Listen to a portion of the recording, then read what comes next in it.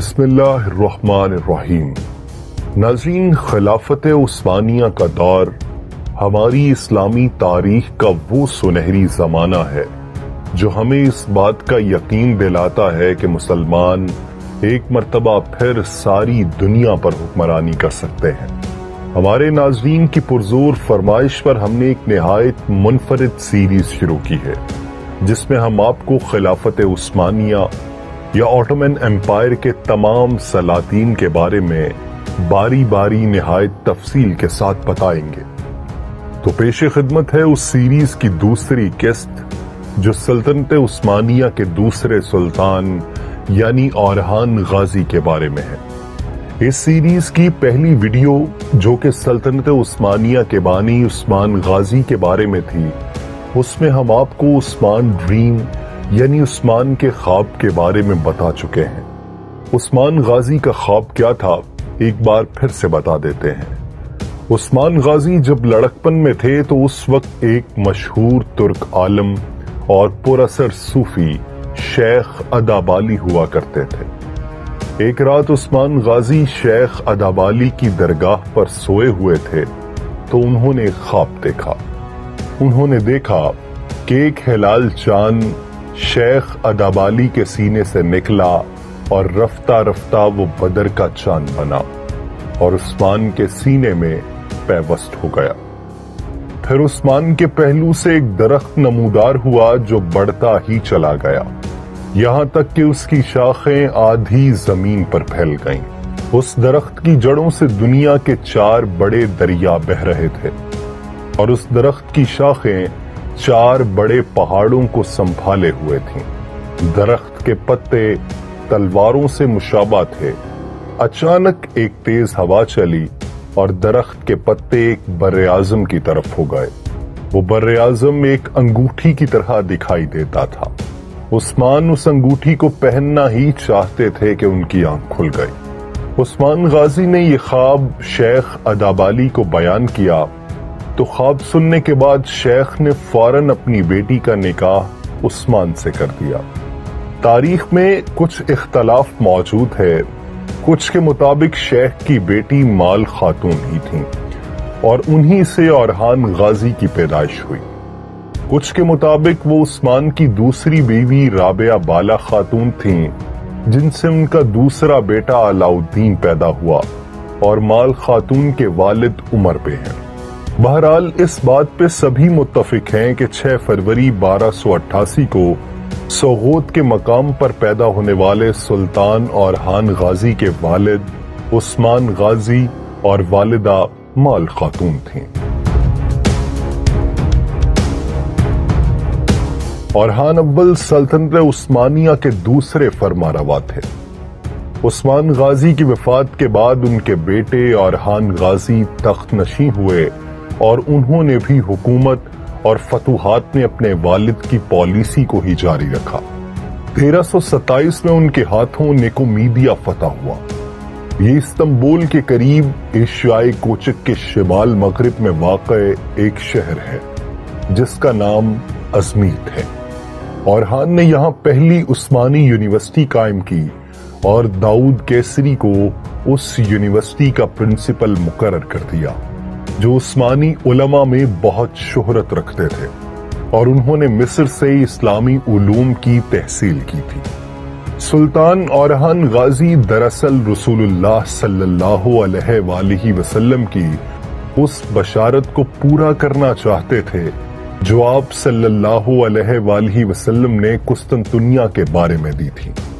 ترک قبائل کے سردار اوغوز کو رسول اللہ صلی اللہ علیہ وآلہ وسلم نے دی تھی کہ تم میں سے ایک قبیلہ اٹھے گا اور قسطنطنیہ کو فتح کرے گا۔ اسی بشارت کو پورا کرنے کے لیے سلطان اورحان نے ایک نہایت اہم حکمت عملی ترتیب دی جس کے مطابق بازنطینی دارالحکومت کا مشرق و مغرب سے ایک ساتھ محاصرہ کرنا تھا۔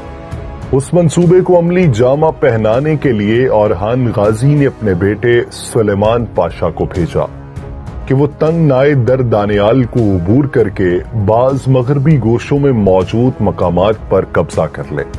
سلیمان پاشا رات کے اندھیرے میں 40 گھڑ سواروں کے ساتھ روانہ ہوئے اور اس تنگنائی کو عبور کیا اور مغربی کنارے پر پہنچ کر لنگر انداز رومی کشتیوں پر حملہ کر دیا اور انہیں اپنے قبضے میں لے لیا۔ قبضہ کرنے کے بعد وہ ان کشتیوں کو مشرقی کنارے پر لے آیا۔ اس کی وجہ یہ تھی کہ اس دور میں عثمانیوں کے پاس بحری بیڑا نہیں تھا، کیونکہ ان کی سلطنت ابھی تک اپنے ابتدائی مراحل میں تھی۔ مشرقی کنارے پر پہنچ کر سلیمان نے اپنی فوجوں کو حکم دیا کہ وہ ان کشتیوں میں سوار ہو کر یورپی ساحل تک پہنچ جائیں۔ سو ایسا ہی ہوا۔ مسلمانوں نے یورپی ساحل پر پہنچ کر قلعہ ترنب کی بندرگاہ غالب لی، جس میں قلعہ جناکلہ، ابسالہ اور رودستو واقع تھے، ان سب پہ قبضہ کر لیا۔ یہ تمام شہر اور قلعے تنگنائے در دانیال پر واقع تھے اور جنوب سے شمال کی طرف دور تک پھیلے ہوئے تھے۔ اس طرح سلطان اورحان نے یہ ایک بہت ہی بڑا اقدام کیا جس سے ہر اس شخص کو فائدہ پہنچا جس نے فتح قسطنطنیہ کے لیے کوشش کی۔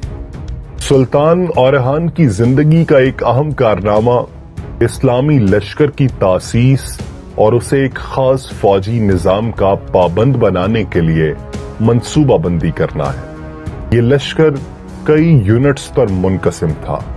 ہر یونٹ میں 10، 100 یا 1000 سپاہی ہوتے ہیں۔ یہ بالکل ہی ایسا ہے جیسا کہ ہماری فوجیں مختلف بٹالین میں بٹی ہوتی ہیں۔ اس وقت مال غنیمت کا 5واں حصہ اس لشکر پہ خرچ ہوتا تھا۔ یہ پہلی باقاعدہ فوج تھی، کیونکہ اس سے پہلے صرف جنگ کے وقت رضاکارانہ جمع ہوتے تھے اور کسی باقاعدہ فوج کا انتظام نہیں ہوتا تھا۔